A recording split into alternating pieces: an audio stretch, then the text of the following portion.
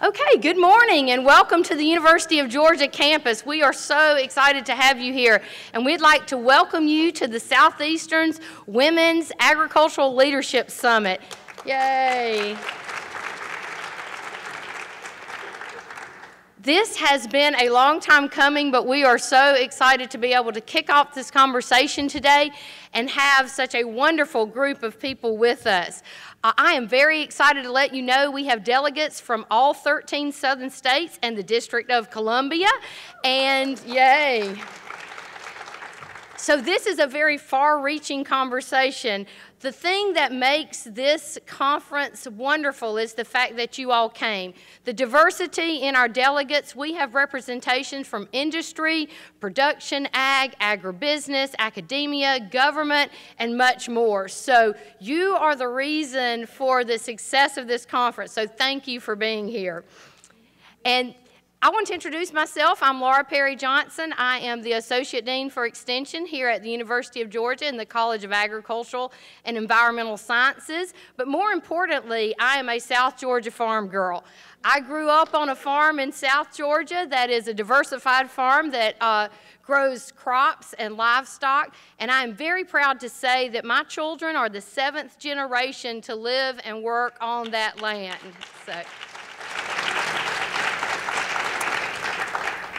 So today, I have 3 degrees from the University of Georgia, and I'm extremely proud of that fact too, all from the College of Agricultural and Environmental Sciences.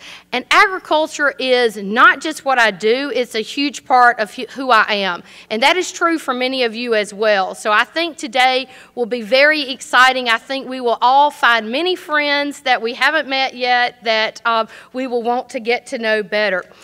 I do want to thank the committee that helped me put this together. On the back of your program is a list of the committee members, and you can identify us by the red badges on our name tag. So if you need anything today, please don't hesitate to ask us. We are delighted to help you, and we hope that you will enjoy your day here with us. Agriculture is the leading enterprise in Georgia, contributing over $80 billion to our economy and employing over 400,000 people in Georgia. It is the same for many of your states. The viability of the ag industry and the ability to produce adequate food and fiber to sustain our country is crucial to national security and to our well-being. At the same time, the face of agriculture is changing.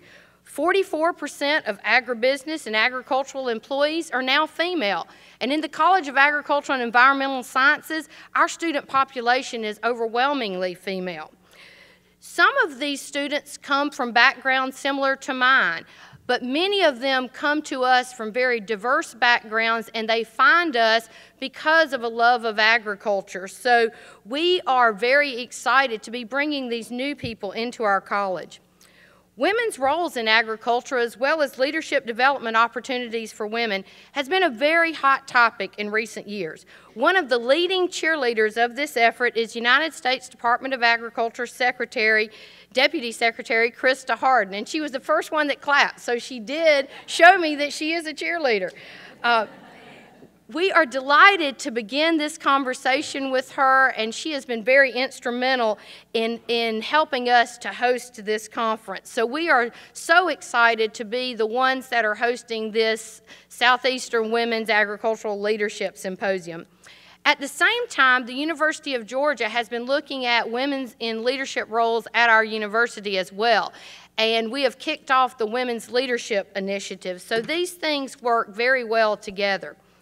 Through the cooperation of the President's Venture Fund, the University of Georgia Women's Leadership Initiative, and the College of Agricultural and Environmental Sciences, we're able to bring you this conference today free of charge, and we were very excited about that.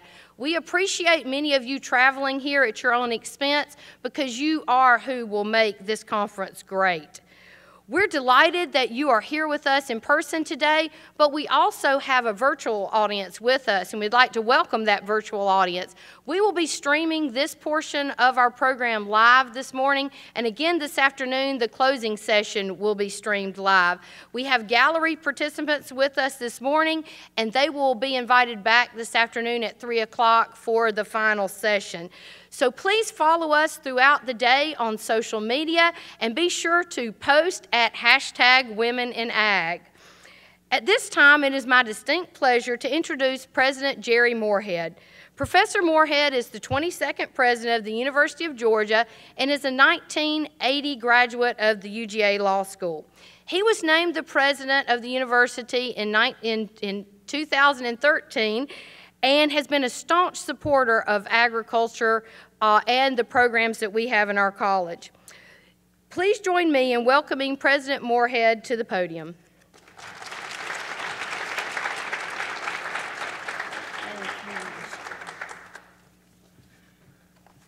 Well, thank you very much, and good morning to all of you. On behalf of the University of Georgia, I want to welcome all of you to this very important conference. And I know for some of you, this is the first time that you have had a chance to visit the University of Georgia. So I hope you'll get a chance to venture out onto the campus and to see what a beautiful place UGA is, as well as the Athens community. All of you represent, I understand, constituencies spanning 13 states. And that, to me, says a lot about the importance of this particular conference. And it says a lot about your commitment to promoting gender equity and women's leadership in the agricultural community. That ties in so closely with what we are doing here at the University of Georgia in our own efforts to promote diversity and inclusion in our campus, in every aspect of our campus. And we are so fortunate to have an alumna of such great distinction as Deputy Secretary Krista Harden. It was really her meeting in my office many, many months ago, and a follow-up meeting with Provost Whitten that began this initiative to put on an event of this nature on our campus. And I think it's important for the University of Georgia to make a public statement about our commitment to what all of you will be discussing today. Now, Krista is a native of Camilla, Georgia. You've already heard a little bit about her in the previous remarks, but I think it's interesting to note that she has been involved with agricultural activities for a very long time. She was very active in the 4-H program. She won a lot of important awards during her 4-H activities that probably gave an early sense that she was going to be a leader throughout her life. She had an outstanding record here at the University of Georgia. She graduated from the Grady College of Journalism. She went to Capitol Hill. She became a valuable resource on agricultural issues. She then became press secretary and chief of staff to Congressman Charles Hatcher, served as staff director of the House Subcommittee on Peanuts and Tobacco. And then from 1993 to 2004, she worked with the American Soybean Association as senior vice president of the Gordley Associations. She focused on conservation and renewable energy issues, and then she spent 5 years as the CEO of the National Association of Conservation Districts. So in 2009, when she moved back into the federal government, with her roles at the U.S. Department of Agriculture, she was someone that was clearly ready for the leadership that was being thrust upon her. She served as Assistant Secretary for Congressional Relations and Chief of Staff to the Secretary before ultimately being named as Deputy Secretary in 2013. The thing that I think all of you should recognize about Krista Harden is that she has had a lifetime commitment to agricultural initiatives. She has spent her career supporting those initiatives. But the other thing that she has done that's also so important is that she has kept a focus on promoting women in leadership roles. She created the Women in Agricultural Mentoring Network. That is an initiative to help women advance in all sectors of the industry.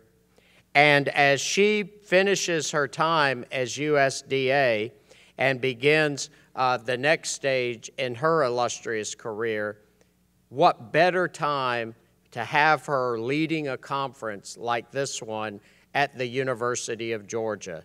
In fact, this may be one of the final things that she does in her role as Deputy Secretary. So we are so excited to have her here today. We thank her for her lifetime commitment, not only to the agricultural industry, not only to the University of Georgia, but also to promoting women in leadership.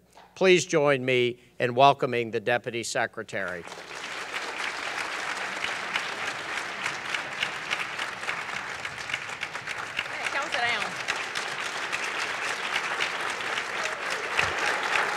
Thank you, thank you. Sit down. We got a lot to do today, and it's going to be a very, very exciting day. And as the president has to go to another meeting, I want, before he leaves the room, to make sure that I say this in front of him.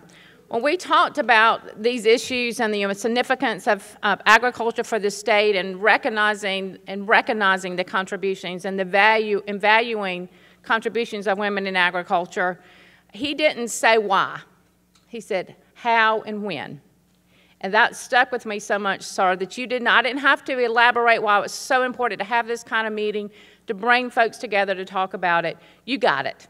And that sticks with me, and your leadership here on campus is just phenomenal. And the people you surround yourself with to make these kinds of things happen, it starts at the top, and I know that. So thank you very much. We'll look forward to seeing you throughout the day. Know you got a busy schedule, but thank you, and thank you for your kind words.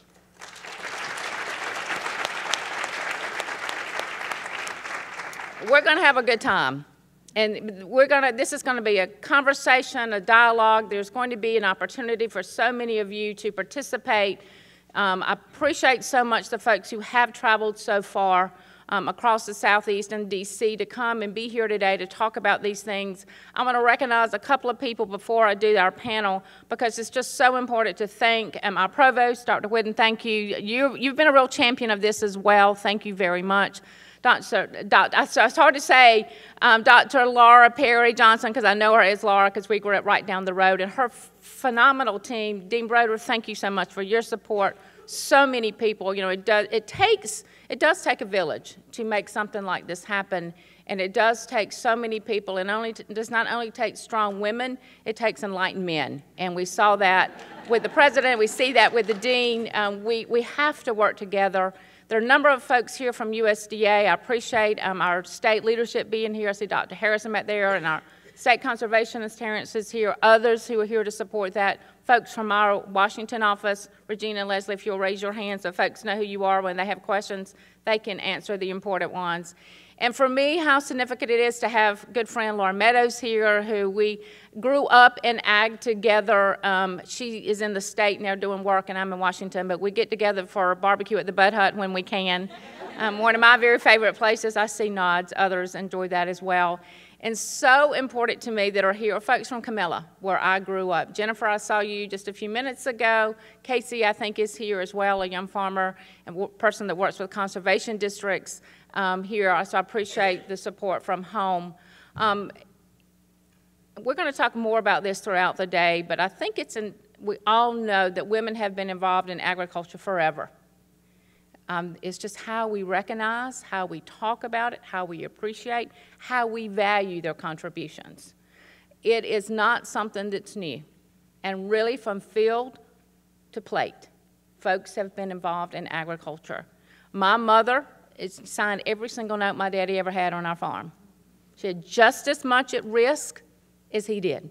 She brought half the farm to our family, from her family, which they merged the two farms together, which happens a lot in agriculture. When people marry and they bring what they have to the table. But we don't recognize that. We don't appreciate that. We don't value sometimes the hard work because they're buying the crop insurance, they're doing the marketing. They may not be driving a tractor every day, but they do when they need to. They're the one running the errand to make sure that the combine continues because the part is broken and they've got to go find it at some shop around the county or the state that might have that. So many different roles. We also have women who are in the land. We're going to hear from one today who works the land herself. She knows how important it is. We're going to hear from a CEO. We're going to hear from women who talk about it. We're going to have a dean of agriculture, one of maybe 14 in the whole country. Think about how many schools there are, and there's only maybe 14 or 15 female deans, and that should be a number with a lot more numbers to it, not just 14. There's so much opportunity here. We need to embrace each other. We need to help each other, encourage each other to make sure that there are the opportunities and that we recognize them, we encourage them, and make sure that they happen. So I'm excited about today. I'm excited because my life's work, as the President explained, has been in agriculture. And the older I get and the more I think about it, making sure that women's voice is heard. We have voices. We have loud voices. We're making the decisions for our own families. What is more important than that? Making sure they're also heard is we're talking about policies and decisions that elected officials recognize the role that we play, that we're serving on boards and commissions and county committees, that we are in that short list for CEO and dean and actually getting chosen. Those are the kinds of things we're going to talk about today. But they would not happen, we would not have this gathering if it were not for all of you. So thank you so much for making sure that we have a great meeting, a great discussion today. I'm going to hush. I'm going to talk more at lunch. You're going to be flickering the lights to have me sit down because this is just so important to me. It's so important that we tell our story. And we tell it in a way that tells other women of all ages, not just our young women. There are second career women also thinking about coming back to agriculture. They're veterans. The women of color, socially disadvantaged, people who came here as workers are now buying their own land. How do we make sure they know that this is a group of people that wants to support and help them, that we can come together as one and make such a difference as the decisions of our country, tough decisions, are made, and to have more women at the table. So I'm going to call up our panel now. Carolyn, I'm going to say this wrong, because I would say Baker, but that's not it, right? Baker Hoffman. She's from Georgia. She's the president and CEO of CBH International. So we love to have CEOs. Please come on up, find your place at the table. Cindy Myers Elliott from Mississippi is the chairperson and CEO of Footprint Farms. This lady is a farmer, and she'll tell you about it, too. We have the dean of the College of Agriculture from Tennessee. We love UT, except during football season. Carla Bill. Thank you, Dean. Come up. And Camille Young from Mississippi, senior professional at Cornerstone Government Affairs. She's going to talk to us about communication. How do we make sure we're telling our story? How do we make sure we're in the halls where decisions are made and our voices are heard? I'm going to ask our great panel to just take 30 seconds or less. It's hard to even say your name in that minute of time, but a short introduction, and then we're going to get into more discussion. So, please, Carolyn. Hello. I would like to say, is this on? Mm-hmm. Yeah, I would like to say thank you for the opportunity to be in here. I'm Caroline Hofland. I'm the president and CEO of CBH International. I started the company 25 years ago. I love agriculture, I love animals, and I had a vision, and I wanted to be close to my family. I'm also a very proud graduate. I did my bachelor's and my master's, and I met my mister here at the University of Georgia. So it's like coming home, so thank you. Thank you very much. Good morning. I'm Cindy Ayers Elliott, and I'm a farmer. I'm here representing the great state of Mississippi, and I'm so happy to be here with all of you ladies. And let me just tell you how beautiful you look out there. But I am a farmer. I gave up my high heels for work boots, and I hadn't looked back. When I left New York and Wall Street, I thought life was going to end. Well, unfortunately, it did end. But rebirth is so wonderful.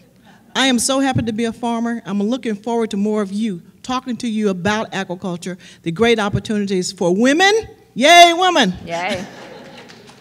And I'm just proud to be here. And thank you so much, Honorable Secretary, for allowing me to be a presence among these wonderful women here. I'm honored. Thank you. Thank you so much. And I'm Paula Beal. I have the good fortune of being the Dean at the University of Tennessee of the College of Agricultural Sciences and Natural Resources. And if you had told me when I graduated from Purdue I'd end up being a dean, I would have said there's no way in the world. Because at that time I was very happy to be a faculty member. I was a faculty member for 27 years at an 1890 university. And at an HBCU, you feel like you have a sacred mission. And I realize now that agriculture is a sacred mission in educating our next generation to its possibilities and making sure that those possibilities are open to everyone is something that I hold very dear. And I'm very fortunate to have that position. I've been at UT now for 8 years. And I have the most extraordinary people, and I'm very encouraged about the next generation that's coming up. We have some very strong women coming up. Thank you. Good morning. I am Camille Young, and I'm Vice President of Cornerstone Government Affairs. I'm based in Jackson, Mississippi. I'm excited to be here with you today because you are choosing to be here. I said that to the other panelists earlier this morning during our breakfast. I am normally the only woman, as I'm sure most of you are, in agricultural situations, and I'm almost always the only woman of color. So I am excited to be here with you today and learning more about you and what you're doing in agriculture, and we're all going to grow together. So I'm very excited to be here with you. We're going to have a great day, and I'm looking forward to being here. Thank you. I think you can tell that this is just a dynamic group of people who are so accomplished, but yet so humble, as so many women are. We have a hard time talking about ourselves, talking about our accomplishments, but we have got to make sure that we are telling our story. I'm glad we're streaming. I hope there are folks listening across the country. I hope there are women of all ages and colors and sizes and backgrounds. You will see that they are great role models here. You're going to hear a lot more about them. In fact, I want to start by asking y'all, and you can decide who goes first and if everybody wants to answer this, if there are any kind of key situations or instances through your career that really contributed to your leadership growth. President Moorhead mentioned my 4-H, and I often talk about those early, not even knowing it, not even realizing the skills that I was getting, the understanding that I was getting from something like 4-H. But are there other ideas or instances, influences in your career that kind of set you apart? Cindy, you want to start there? I'll start there. Please. I was involved in 4-H as well. How many of you, just out of curiosity, were involved in 4-H? And so all of those times that we were working on those record books, did you ever think that that would give you some type of skill set? But it has, and being involved in 4-H was tremendous for me. It gave me organizational skills that I would not have today were it not for 4-H. It gave me the ability to strengthen public speaking skills, and more than anything, it gave me the ability to work with all different types of people. 4-H was an organization of people from all across the country and all types of backgrounds, and that gave me the strength and it gave me the ability to be able to work with so many different types of people. You know, I've had the opportunity in my career now to work with members of the legislature or CEOs or farm women, and I learned so much of that, how to do that from 4-H. Also, something else that's been a great asset for me in my career is being involved in a grassroots organization. I started my career right out of Mississippi State University at Farm Bureau, and having that grassroots organization, the strength of that across the state of Mississippi and across this country has really been beneficial to me in my career. And I know that there are other grassroots organizations, cattlemen's, so many other things, but being a part of that has really strengthened me. What did you study? Remind us what your degree was in. My undergraduate degree is in communications from Mississippi State University, and then my master's is in agriculture and extension education with an emphasis in public policy. Thank you, Camille. Also at Mississippi State. Very good. Anybody else? Thank you. I think two of the things that benefited me, one is growing up as an Army brat. And I spent many of my years in Japan learning new culture. And you learn how to meet people and appreciate people no matter how different they are. And when you're in agriculture, you meet people who are from, the very grassroots and foundation of society. And I say foundation of society because they work with the soil. And all the way up to the highly educated person. And being able to relate and appreciate those skills is something that's very important. And also, taking advantage of opportunities to learn about leadership. I went through the Lead 21 program, and I learned through that one that leadership is not something that somebody appoints you to. If you wait for an opportunity to step into leadership and you wait for somebody to appoint you, you may be waiting a long time. Leadership is when you see a situation that needs to be fixed or improved, and you step up to the plate and you do it. And that's what I learned through Lead 21. Excellent. Thank you. And for me, if you'd have told me I was going to be a farmer when I grew up, I'm still growing, by the way, ladies, I would have said you've lost your mind. I thought it was all about the money, the diamonds, the trips, and traveling the world. But I really found out that the need for my leadership came in from the honor I was allowed to earn and going to different universities to learn about people and needs. I knew policy, but what I didn't know and understand then, as I do now, the importance of taking care of the earth, the importance of taking care of the soil and the water, the importance of having something here for my grandchildren and my great-grandchildren, my great-great-grandchildren, as I'm sure you are. For me, it was the need in my community to look and see all of the different type of diseases that was killing each and every one of us. And it wasn't designated by a line or by a color. It was designated from by the type of foods that we had access to. And for me to change, for me and my leadership came to having access, to make sure I can open up or help or include in bringing more access to all of our communities, especially rural America. So my whole reason for being now is to help serve and to make a difference and to take care of this great earth. And I'm so proud to be here and to see you thinking along the same chord. Now I can feel better. I'm not all by myself. And I want to thank you for everything you do. But for me, it's still that plight to make sure that we eradicate diabetes and hypertension, that we have this new health system to utilize to have all of us and our children strong, that we are the country that will continue to lead, and agriculture is the way we can make sure the other world is fed as well. We are agriculturals, and we are farmers, and we will make a difference in this world. Cindy, I have thank you for your words. I have a sign in my office that I got from urban farmers in Memphis, actually, that says good health begins on the farm, not in the pharmacy. So it's right to your words. Thank you so much for those. Carolyn, tell us. To me, it's a little bit different. To me, it started as a dream. You know, I don't look at leading, or I agree, it's not a title you put yourself. It's my dream was to be closer to my family, and how can I combine living in the United States and combine Holland, where my husband and my grandfather come from, and combine South America and be part of the action. And I found the wall because first I was a girl. I was 22 years old, and you know, I was not an engineer. And then people look at the first customer I visit happened to be part of my own family, and they look at you like, okay, we need to listen to you. But if you have a vision, and at least for me is when the people start to say no, like this, that's one-on-one selling, but that's my own self, is when I'm going to go find out I'm going to get that done. And I think at the very beginning was difficult. You're a woman. You are, like I said, not an engineer, and you're playing in the chicken world. But as you look with a passion to find solutions, to talk to your people, to talk to the team that helps you, to talk to the customers from all walks of life, from the guy who is, you walk in the chicken house, I was born between the feathers, so I find chickens quite nice. And to the point that my daughter, who's in the audience, I used to say she looked like Tweety Bird when she was a baby.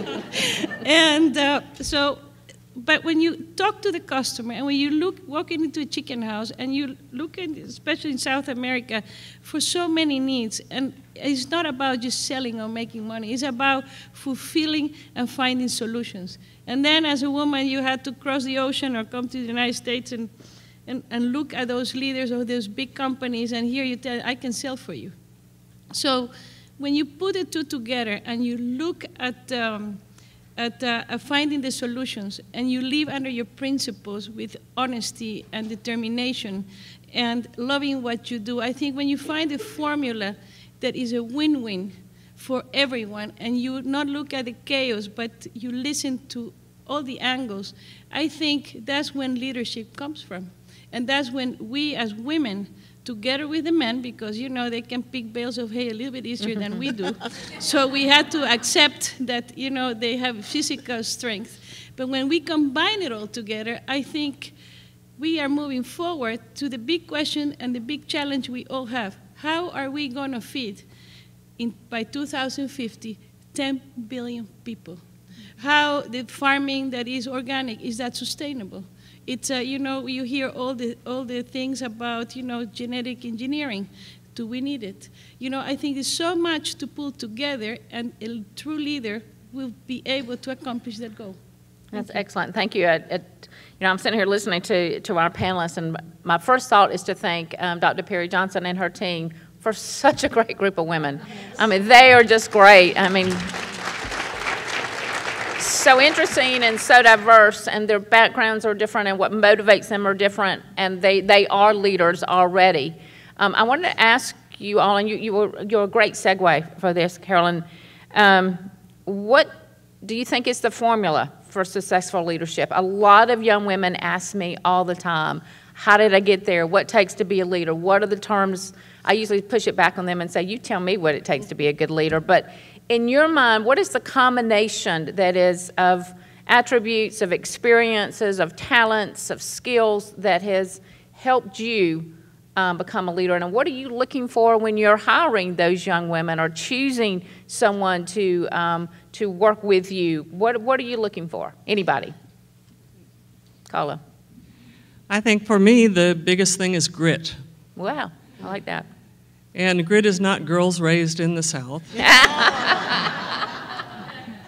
But grit is that combination of determination. And if you think about the traditional roles that a woman plays, it involves grit in everything, but it's not celebrated.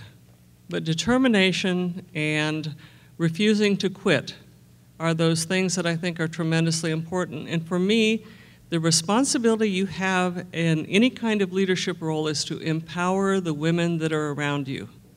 We don't do enough to support each other. If you've ever noticed men at the table, at a conference table, and somebody will raise a point and the guys will go, oh, good idea, Joe, good idea, Bill. Okay, how many women go, hey, Nancy, great idea. Cindy, I'm really proud of you. Camille, fantastic. You've got to express those things, and you have to be supportive of each other. So watch for that hidden talent and nourish it. We're in agriculture. We're very good at nourishing seeds. Find those seeds and develop them. Excellent. Anybody else? I think one of the things that's very important that all of us have to determine our own individual formulas.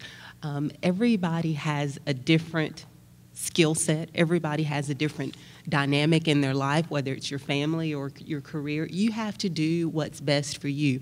I agree with you totally. One of the things that I look for, I have the unique opportunity to have students come and work with me at the legislature quite often. One of my college professors fairly often will call and say, Camille, there's somebody who wants to be a lobbyist. Can they come hang out with you? And I always let them come. One of the things that I always determine on someone's success for the future is how hard they're willing to work at the little things. Everybody wants to be a CEO. Everybody wants to take people out to dinner and lunch and do all the fabulous things. But how many people are willing to sit in the floor and put together goodie bags or folders for a conference?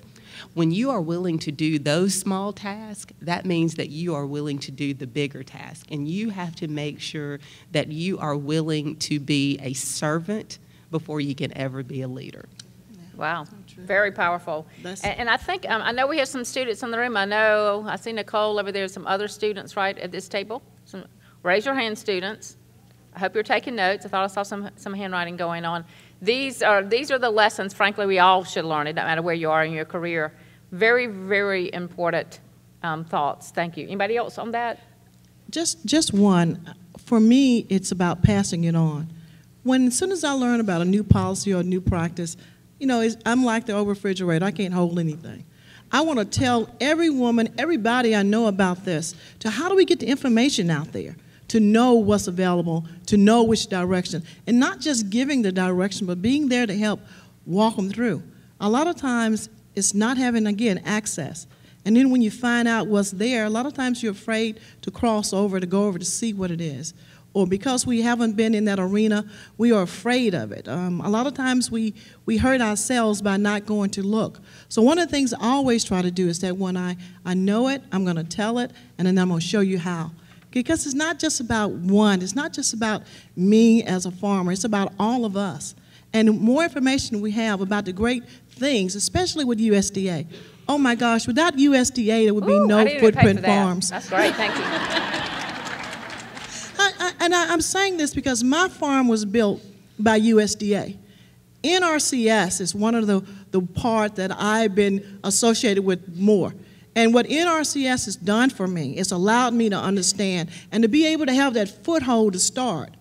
USDA has made footprint farms, but footprint farms have been able to take that and share it with so many others about what's there, how you go about to get it, what's available to you.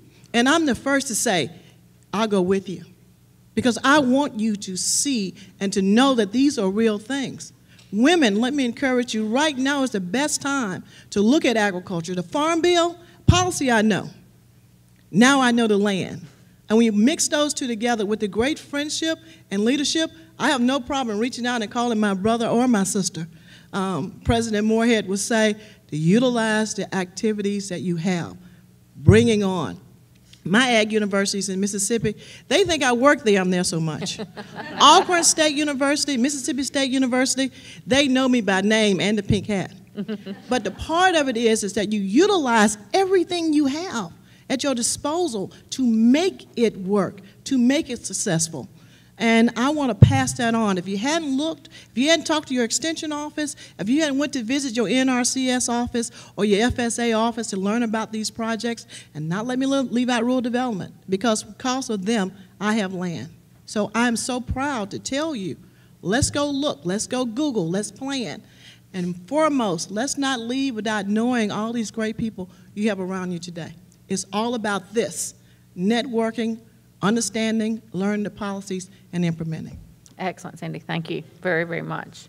Carolyn, anything? What would you say? I would look at it from also a more narrow angle. I think it starts with a dream.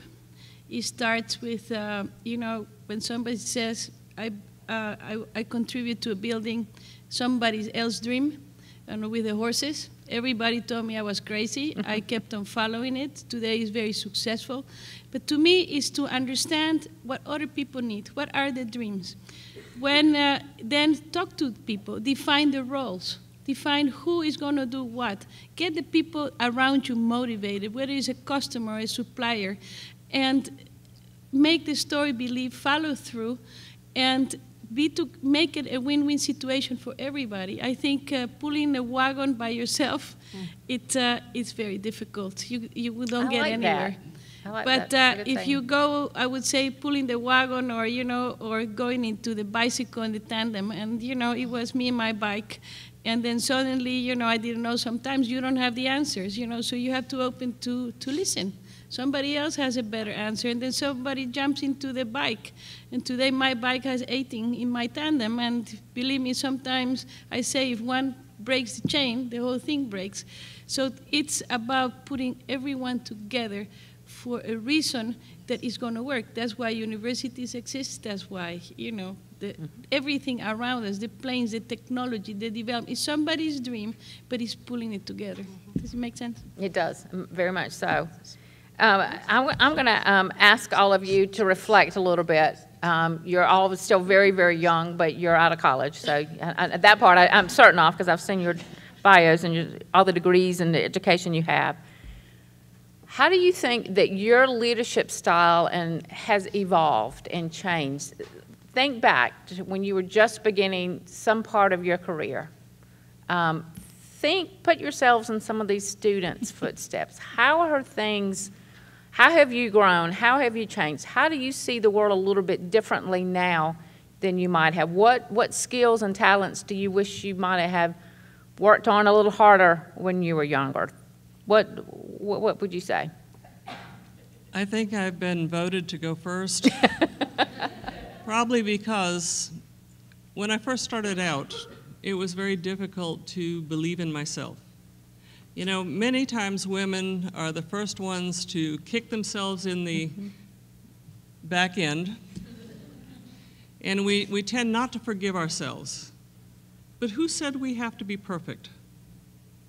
We need to learn how to forgive ourselves. What's behind you doesn't count, and if it's a mistake, it was really just a learning opportunity. And the other thing that I think that has evolved is when a door opens, we don't have to wait for someone to push us through the door. You can step through the door. Women also have a tendency not to apply for something unless it's absolutely perfectly designed for them. All right? How many times do you have something perfectly designed for you? You know, I'm one of those people that when I see one size fits all, I say, not this one. So look at opportunities the same way. It may not be a perfect opportunity, but you are the architect of your future. If a door opens, don't be that person to second guess yourself. Step through the door. Give yourself that chance. Believe in yourself. And that's what I've seen. I see that so many times, and I like to share that message. Believe in yourself, and don't be the first person to second guess yourself. That's great advice. Thank you. Anybody else want to look back and, oh, that's perfect. Thank you. I want to encourage everybody to make sure that you understand you don't have to choose. Early on in my career, I thought I had to choose family over career. You can have both. You can have both. You can have a family, you can have a career, and you can do both very, very well. That is something I want to emphasize to you. That's something that has evolved in me. I grew up in a very rural area, and my dad just kind of told me, you'll do this, as I'm sure a lot of you, your dads told you what to do. And I didn't think that I could go and do some things on my own. And then I did what, you know, most people do. They go to college and get married. I did that. And I didn't think that I could have a career. Well, I had some very, very good mentors. Dr. Evelyn Johnson is someone who retired from Mississippi State Extension. She is one of my mentors still to this day, and she told me, you can be a career woman and you can be a mom. You can be a family woman. You can be a community volunteer. Now, your kitchen may not always be clean, but you can do those things. So my style has evolved into believing more in myself and believing that I can. Just like you said, it's very important that we believe in ourselves, that we believe in ourselves enough to speak up. We believe in ourselves enough to go when no one else is going to go, and we believe in ourselves enough to do when no one else is going to do. Great comments. And I think it's so important to recognize how we have evolved, where you can have both. I think life balance is something that women think about all the time. More young men are thinking about it, but young women think about it constantly, and I hear that often. I don't think a man's ever had it all either, frankly. None of us can have it all at once, but you find that balance, and maybe your kitchen isn't as clean as it should be, but who's really looking, right? So I think there's a very good comment. Does anybody else want to add to that? Carolyn? I think it's continuing education. Also, to add to what Carla and Camille have said, I was very fortunate 3 years ago to join a group of CEOs. I got thrown in it. You know, I didn't really want to go there. I thought it's too expensive to this, called Vistage International. And it's a group of CEOs, and we are a group of about 20. And there's a chair lady that bosses all of us CEOs around. And I came over there the first time. The beauty of this thing, they bring people with conferences and from all walks of life. And I say today, if I come out and I understand only one sentence of the whole morning and I apply to the company will be better, like the culture of the company. You know, when you see sometimes all of us have people fighting within the company, no, how you change this? But I think the continue and listening to others, and at least for me, was to realize that all those 16 people there from bigger companies than mine, from being women or men, and from different walks of life, at the end of the day, we're there, and sometimes we don't have the answers. And that's the support that we have given each other to make our companies and our families better. Because they say also, if your private life or your family is not in the right balance, how could you be a good CEO?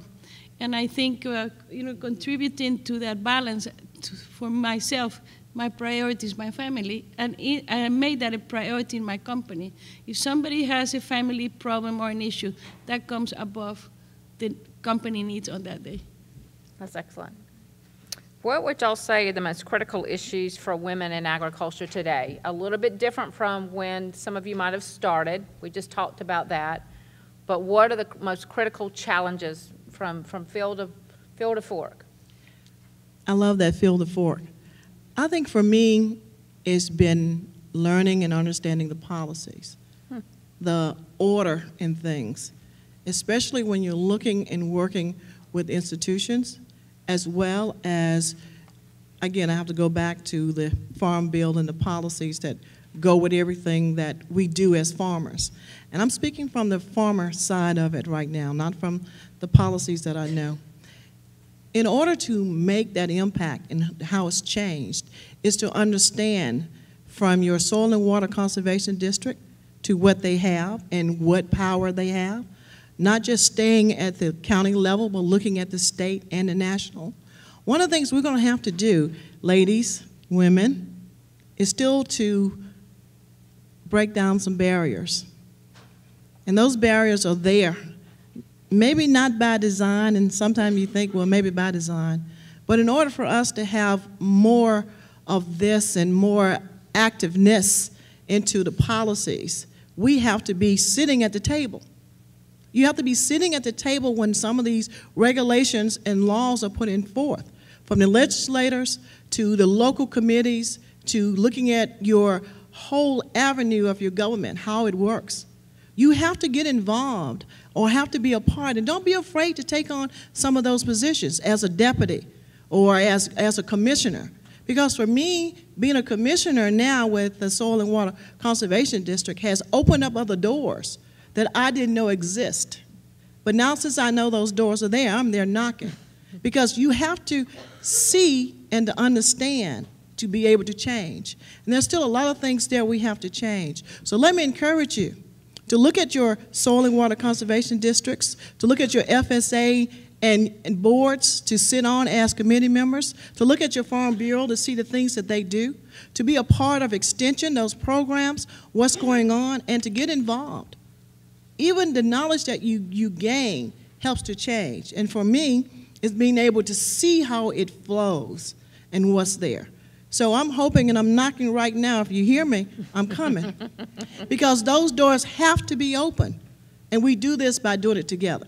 And again, I don't think it's by design. I just think that when they made those Massey Ferguson tractors out there, they didn't realize you needed an automatic. Now we can drive them, so you're in trouble.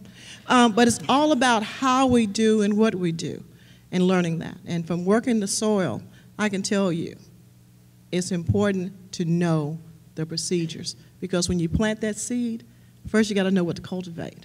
So you got to have that cultivation done before you can plant that seed. So there's a lot of work you have to do in front before you can grow. Excellent. Thank you. I think I'm struck also by the fact that if you step up to leadership as a woman, many times you'll be the only woman in the room. Mm-hmm. And many of you have experienced, I see some heads nodding. Short line in the ladies' room, that's the only plus.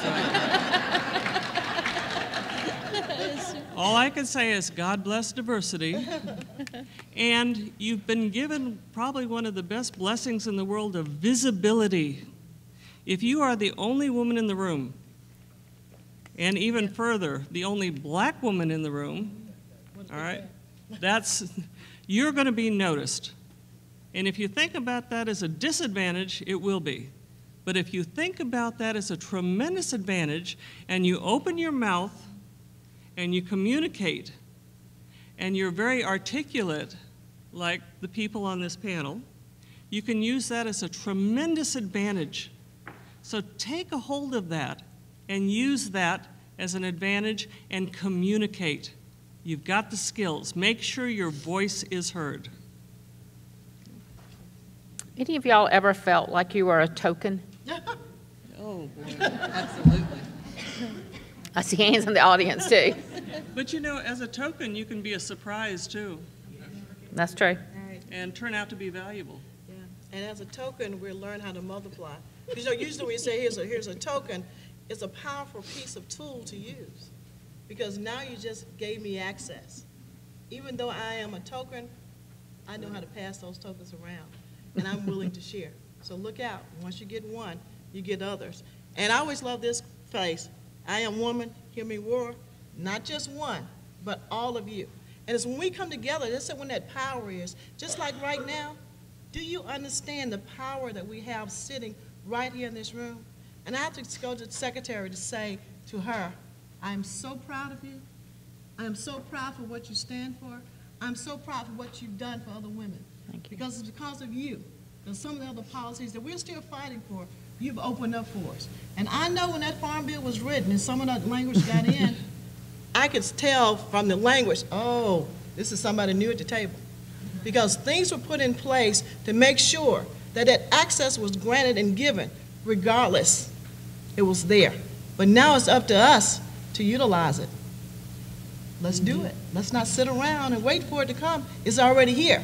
The point of it is that we're going to go and get it. I say let's go. Thank you very, very much. My last question, and then I'm going to bring up Dr. Perry Johnson to lead questions from you, because I could stand here and chat with him all the time. But something I hadn't planned to ask y'all, but I'm going to ask just knowing you. Some of you have daughters. Some of you have sons. Some of you don't have kids, but some of you do. What are you saying to them about careers in agriculture? You get to go first on that one. This is special. Or I'll start this one because I have a junior This in is high very special school. to me because And, my daughter is on the audience, so I'll be careful how I say this. But it's all about selling the idea and not coming as a parent to say, I think you should do this. My father never told me what I needed to do, but I think in the end he's happy I'm in the agriculture industry also. It's about two areas, you know, the agriculture that the human beings have to be. My grandfather used to say, no matter what happens in the world, people have to eat and you need medical. Now, if I look at agriculture today and I see the generation of my daughter and her passion for helping people, I say to her also, people have to eat. It's not about going and donating dollars, it's about seeing how we're going to get to the goal that the world is talking about producing more food. Where is the water? So I was very fortunate that I got opened by Laura and by my favorite professor, Dr. Broder, to say, Caroline, you can bring her over. So I brought her to the College of Agriculture, and I must say that I step away because I'm very dominant and, I don't want it to be my idea, it has to be her idea. But I think the College of Agriculture did a fantastic sales job. And today I'm a proud mother of a girl that's coming in August to the College of Agriculture for an agribusiness here. So all being said, and looking as a mom and looking at the surrounding, we all come from different walks of life. I think what we lack and what I would be very passionate to contribute is to how do we educate those the school counselors? How do we educate the parents of those kids that are going to the different schools to be able to understand that we need to have those kids, instead of going to Harvard, you see a lot of them, they go to the Ivy League schools and they have to do this, and they put these kids through the hoops, and if 4.0 was fantastic, today is 4.5, and higher. And why not convince the people or the drivers behind it, the companies, who have the power, to be able to go into those high schools and to go into with the parents and to say, you know what, hello, this is agriculture. The world has to eat. There's so many careers. Everything we do, from the water, the marmalade, the milk, everything that we have on our table is agriculture. But the kids, when you ask them, 18, 17 years old, would you like to go in agriculture? The counselor, who I could kill, that you pay dearly, said to my daughter, sitting in a very beautiful home, said, well, Nicole, you know, you really don't want to go to school and sit by the guy who just milked the cows that morning. And I found that very insulting, because I said, hello, I'm the daughter of a chicken man, I'm proud of it. But at the same time, if you take that as an opportunity to all of us and to a challenge to all of us, from my friend the dean over there, all the way to somebody like me who needs people and women especially, or follow the next generations, to me is called marketing, education, and convince them that this is the right way to do. Otherwise, it's going to stay here. Does it make sense? It does so much. Thank you. You did a good sales job too at home, but y'all must have been really good recruiters. That's great. Camille, I know that we had a little bit of a discussion about this morning. Talk to us about your kids. Well, my oldest is a junior in high school, and we're going through the process now of looking at colleges and looking at majors. And when I mentioned agriculture to her, she said, you know, I don't want to be a farmer like Pawpaw. And I was insulted, because I thought, here I am with this agricultural background and all that I do in agriculture, and my own child doesn't even want to be involved in agriculture. Shame on me for not doing a better job. I think it's so important that we realize the different avenues that are involved in agriculture. There are so many different things that you can do in agriculture that don't surround farming at all. And so it's very important that we start at young ages teaching our girls, and my son too, but especially our girls, that there are so many different things that you can be involved in agriculture. Once she found out that fashion merchandising was in the College of Agriculture and Life Sciences at Mississippi State, she was a whole new camper. You know, she was all involved in that. But it's so important that we just know that there are a lot of different opportunities out there in ag. I thank you so much for that. We do a study with the University of Purdue, USDA does every 5 years, I think. And we have in agriculture as an industry as a whole, many, many, many more jobs available, good paying jobs, than we have kids coming out of ag schools. And I can't remember the exact number. Regina, do you remember the number? It's like 65,000, something like that. More jobs, or 56. I get my numbers confused. I will get you the study of jobs available, good paying jobs, and we have kids coming out of ag schools. So when you're talking to young people about where you want to work and how you're going to pay back that school debt, encourage them to look at careers in agriculture, because they actually are jobs available, which is something not every field can say. I did also learn last night, before I sit down, I'll say that the dean told me, what's the percentage of women in UGA's ag school? 65% of girls. Woo! That is a great number. And how do we help those young women stay involved, go to have careers in agriculture, and be the next panel of leaders here talking about their experiences? My guess is we'll have a different dialogue with them than we're having today. With that, I'm going to ask Dr. Perry Johnson to come up, and I'll sit down.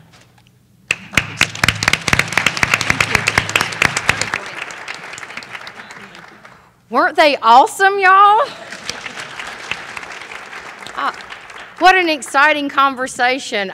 Several times I was literally moved to tears, although I actually do cry easy. But what an exciting conversation. I graduated from high school in 1983. The 80s were some of the worst years for agriculture ever. And my dad told me, absolutely not. You are not going into agriculture. It's hard enough for a boy. A girl can't do it. So he made me apply to the University of Georgia in education, because it's a nice, safe job for a girl. You get the summers off to take care of your kids. Well, I don't know how I had the fortitude, but when I came to orientation that summer, 17 years old, I changed my major to animal science and never looked back. So I think today, I hope we are giving our daughters a better message. And so thank you so much for being part of this conversation. I hope y'all are as excited as I am to be here. At this time, we want to open up the dialogue so that you can ask some questions to our panelists. We do have microphones around the room. If you will raise your hand, one of our committee will bring a microphone to you. You can tell us your name, the state you're from, and ask your question, and we'll throw it at the panel. Okay, we got a question right back here. Hello. Before I get started, I just want to thank everybody for this opportunity. This is phenomenal, and I've already taken 7 pages of notes. So with that, I'm Hannah Carter. I'm with the University of Florida. Go Gators. I have to say that because they pay me too when I come to Georgia. And I appreciate the gator blue that you're wearing. I'm glad you didn't say that when President Moorhead was in the room. Yeah, I know. But my biggest question is, and it goes along to motivation and message, I have the distinct honor and privilege of directing our statewide agricultural leadership program, which many of these southeastern states have. And I see these phenomenal women come through my leadership program who are in their 30s, 40s, and even in their 50s, who absolutely want to lead, but they belong to a 5th, 6th, 7th generation agricultural enterprise, and there's brothers, uncles, fathers who are ahead of them in line. So I just ask this distinguished panel, I'm at a loss to what advice to give them, because they feel like they want to, they need to, they see changes that they can make within their organization, but they're just not getting the opportunity to because they are women. So what advice, any advice from the panelists would you give me to give them to keep them motivated and to keep them interested in wanting to lead in these ag operations? I've got to start because this is so frustrating for me, and then I will let the experts talk. Don't ask. We do, and there's a couple of folks said it here, we wait to be asked to be the one to serve on a board or commission. I think if you come home and say, I'm running for vice chair of Farm Bureau, I'm running for chair of my conservation district, I want to serve on the soybean checkoff board, which we have a great member here from Alabama. You encourage them not to ask. And if they need the conversation at home, I think most times, even if it's awkward, even if it's surprising, if a person says to a spouse, to a brother or a sister or a parent, you know, this is something I want to do for us and our business. I think our voice needs to be heard. You don't have time, I'm going to make the time to do it. I see time and time again when there's just a little nudge from a female and she decides that she's going to do it, or you get other women to recruit another female to do it, it happens. It is awkward. It's breaking through traditions that have not happened. I know when I worked for NACD, well, my granddaddy had this seat, so my daddy had it, it's mine. Well, it ain't yours. I'm sorry. And we've got to be able to empower women and help women say, your voice is just so good. You know, you see things a little different. You're a great communicator. You studied this, or you just, you know, you've been so involved in this. Having your voice at our table is going to change things better for agriculture. We talk about the 9 or 10 billion people by 2050. We need voices in agriculture. We need people producing food. We need to have this conversation, and we need everybody who wants to be there, man, woman, whatever. We need people, the 1% of our population, feeding the 99% of the rest of our population, and there's not room for women at the table? I'm sorry. That is just a lame excuse. There is room, and I come from a small town in South Georgia. I understand the traditions.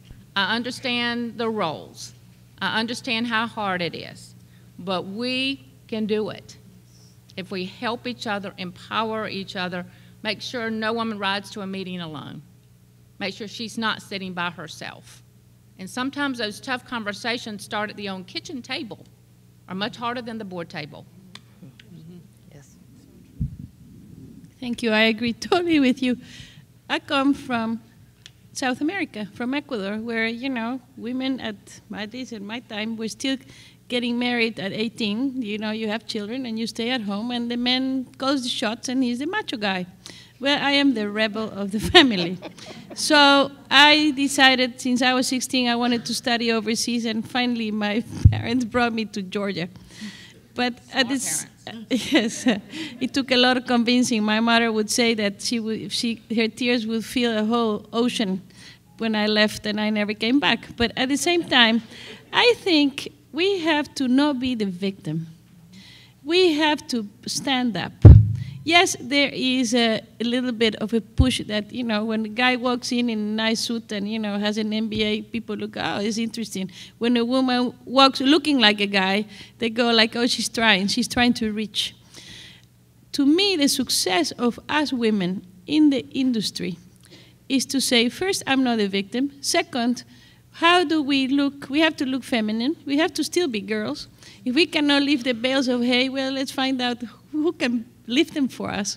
And with that being said, I think for my own experience was to leave that aside, not make that the obstacle, make it an opportunity. I remember sitting for the first times in meetings in Central America where people look at you like the wives are looking like, oh, this lady's going to come take the husbands, and then you are going to go, and then you're going to go and sit on a table where there are 6 men looking at you like, oh, what is she going to tell that we don't know? We're macho guys.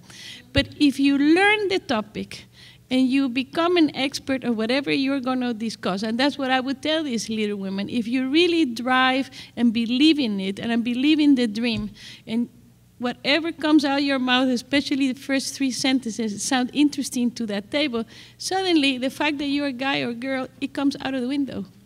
And today I would say in all the meetings that I go in, the new generations, I think, are easier because the world is more open. You know, I was in Holland going to look for poultry meal. So I walk in this beautiful factory. The guy in his 60s, very traditional, look at me like, ha, what are you doing here?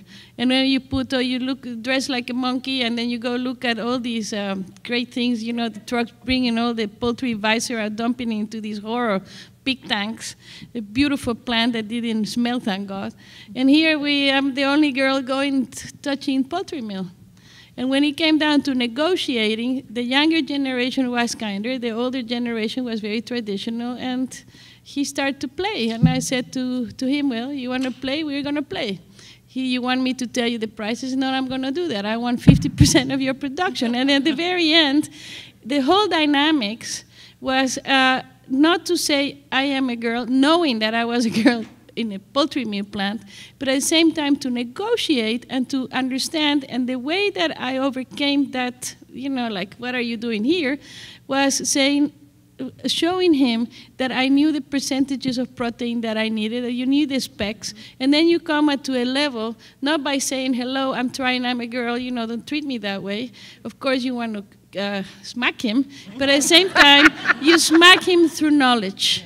And at the very end, smacking with your knowledge. And at the very end, you get it. It was really funny because I brought my thing with me, and I had too much coffee, and the caffeine was going. So in a little table, I jump over because I wanted to close the deal, and he didn't know. So I said, let's have a Dutch handshake, and we did.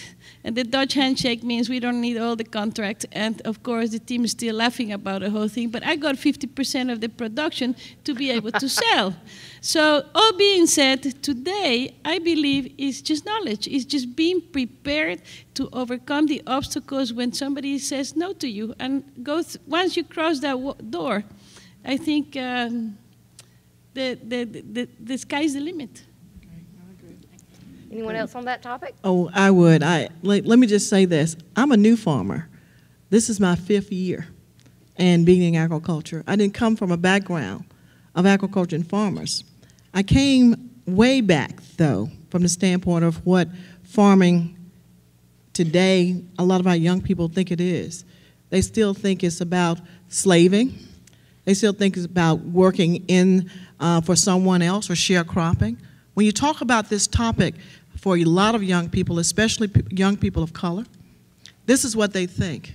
And I have to let them know, and we tell them, it is a new day. I am a farmer. I am a farmer. But let me just tell you about the opportunities that are there. Before that, I couldn't grow plastic plants. But I learned and went went to the areas and understood to learn the topic, to learn about what was there. Not only just to see the words, but to learn it. Just like I would do in any other business. This is my business. It's not a hobby. This is how I take care of me and my family in this area.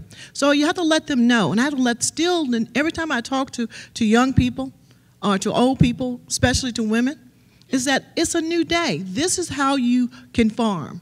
This is the other areas you can do. You can look at research. There's so many opportunities in agriculture. But I have to tell them, yeah, I'm all for wearing my diamonds and pearls. There's some things I'm not going to give up because I am woman. The other part about that is, as Caroline has said, is having the knowledge of knowing what you're doing and not let anyone take that away from you. I know agriculture, from the policies to how to make things grow. I understand that. And the marketing, I understand that. So in doing this, it's like any other businesses that I've been into. It's understanding it and going with the plan and working the plan, not let the plan work me. It's all about putting that plan together and working it. But you have to go and reach for those areas you don't know. I got this great plant scientist from Mississippi State University. His name is Dr. Bill Evans. I have to give him credit for this. You know, he's the one that I've utilized what they've written for research on what works. So I'm not going to go and recreate the wheel. This works. The University here of Georgia has written some great articles and great research about what works in agriculture. Why would I not look at that to go by as my map to make some things happen? Utilizing the network and auditative knowledge that's around you. When I go to the table, I'm going with the facts, with the data and the knowledge. And when I don't know, I'm the first to call that expert in that area to come in, because I want my plan to be as best as it can be by utilizing what's available. Right now, my business is agriculture. I want to know everything I know about it, but I want to have enough sense to bring in the experts in these areas. One time I went and I told a group, I have 24 PhDs. And they looked at me like, little girl, please. I says, no, I have 24 PhDs. And when they started talking about me to produce, I brought my team. Well, I do have 24 PhDs. And they are all in different areas of arena. But at any given time, I can sit them down in a room and bounce and use that knowledge. So yes, I have. So the premise is to utilize what you have, to go to the table with it, and I'm not ashamed of it. I am not ashamed to be a farmer. I'm not ashamed to be a commissioner. I'm not ashamed to be a black woman to stand up and say to each and every one, there is power in the land. It's power in the hands. It's power in understanding what's there, and we make that available to ourselves and others. And we can do this. Right now, more than ever, we have to do this. It's going to become a national security real soon. I want to know where my food is coming from. I want to know how it's grown. I want to know what's going into my body. I want to know what the baby food is made out of. I want to know. And there's nothing better than farmers in the great state, this great country, right here, that we can do things with. More women need to be those farmers to help direct, if not on the land itself, in the boardroom for the policies that's being set. I implore you to come involved in the area of ag, to look at everything from your local to your state to your national, and to speak out. Go get it, ladies. Go get it. Paula or Camille, anything you'd like to add to that? Just one very small thing is that agriculture is not about cows, sows, and plows. And agriculture is so much broader than that. And I have to admit, when I heard you talking, and being at an 1890 for 27 years, I saw so many times the tremendous power of strong women. And many times strong women were the motivators behind the successes of their families. We use the same skills as the core of your family. How many times is the heart of the house in the kitchen? It truly is, isn't it?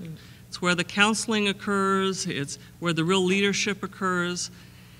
And if you put the same heart into leading in your professional career that you put into motherhood, and being the core of your family, surely you will be successful, because those same skills of communicating and empathy and motivation are so tremendously important. I heard my mother say every day, you can be anything you want to be. And I didn't really believe that until much later. And it's amazing to me how my mother got smarter as I got older. That happens. And right now, I hope Mom's listening. But she was the smartest woman I ever knew. So you must be the smartest woman you ever knew, and convey to that next generation what they're capable of. Thank you. I'll just really quickly, stop asking for permission. Stop being in meetings and saying, can I make a statement? Or can I ask a question? Or do you mind if I say something? Don't ask for permission, just do. You know what you're capable of, you know the knowledge that you have, and make sure you portray that to everybody. Make sure you share that. You don't have to ask for permission. You're not just eye candy for those boys out there, okay? You are strong women, and you go out and convey that. Laura, may I add something? Yes. I want to add something that my grandfather, when I was a little girl, always said, and I didn't understand, like I do today. It said, a woman and a company have something in common. It takes years to build a reputation and one night to lose it.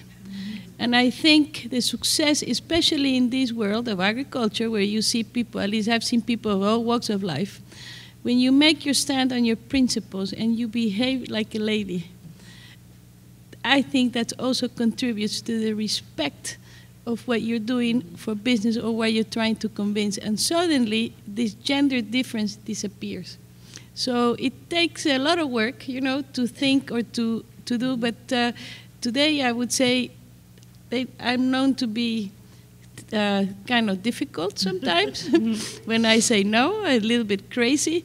But nobody cannot say that I don't pay my bills or I have done something that is not appropriate. And I am very proud of that. And that's what I want to share, because my grandfather was right. Great advice. Oh, wow. Let's give our panel another great round of applause.